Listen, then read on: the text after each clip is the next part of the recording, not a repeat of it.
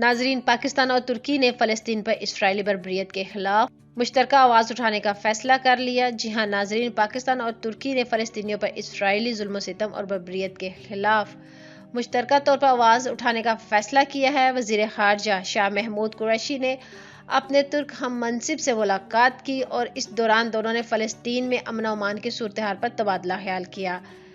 ترک وزیر خارجہ نے OIC کی ایگزیکٹو کمیٹی کے وزرائے خارجہ اجلاس میں وزیر خارجہ مخدوم شاہ محمود قریشی کے خطاب اور پاکستان کی جانب سے مظلوم فلسطینیوں کی مسلسل اور بھرپور حمایت کو سراہا۔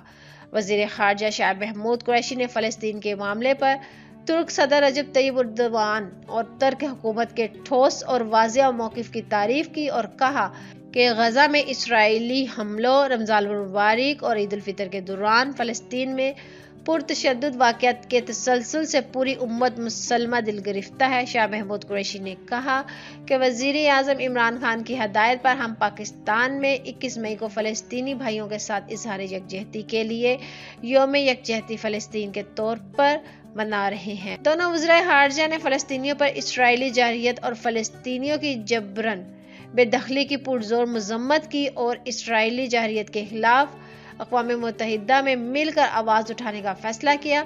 وزیر خارجہ نے کہا کہ فلسطینی بھائیوں کو تنہا نہیں چھوڑیں گے۔